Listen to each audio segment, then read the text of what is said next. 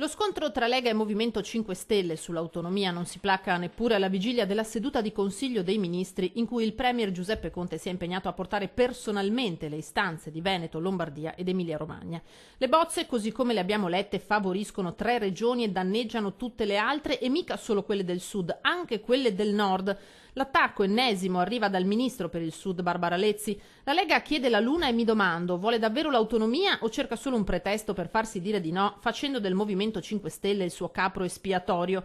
La risposta del governatore Luca Zaia non si fa attendere. Se leggeva il nostro progetto invece di fare dichiarazioni ai giornali avrebbe avuto contezza che la luna non la stiamo chiedendo, magari chiedessimo la luna, chiediamo quello che c'è scritto in Costituzione. Mi grave che lo dica il Ministro, perché il Ministro se è convinto che una regione chiede la luna in linea con la Costituzione è meglio che si appresti subito a modificare la Costituzione. Ma a tutt'oggi i grillini non hanno né presentato una modifica della Costituzione in tal senso e né tantomeno presentato a noi cittadini e a voi organi di stampa la loro proposta di autonomia. Ad oggi esiste solo una proposta di autonomia, la nostra. Zaia passa oltre e guarda a domani come a un momento storico in cui il Consiglio dei Ministri parlerà finalmente di autonomia. Un primo traguardo di un percorso che fin dall'inizio si annunciava accidentato. Io immaginavo un travaglio difficile, del resto si sta verificando, prova ne sia che è la prova provata che è una grande riforma.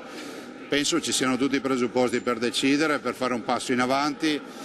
L'unica cosa positiva che vedo è che la vocazione che ha deciso di fare a sé il Presidente del Consiglio mi fa ben sperare, perché se anche il Presidente del Consiglio non riesce in questa impresa sarebbe veramente tragico. Veneto determinato a difendere una riforma studiata nei dettagli. Siamo a disposizione per qualsiasi chiarimento, aggiunge Zaia, senza spingersi a fare previsioni sull'esito della seduta di domani, ma limitandosi a formulare un auspicio. Spererei che quantomeno si approfittasse di mandare avanti una preintesa da mandare in Parlamento per le opportune osservazioni, dopodiché raccogliere le osservazioni e decidere poi di chiudere con un'intesa finale.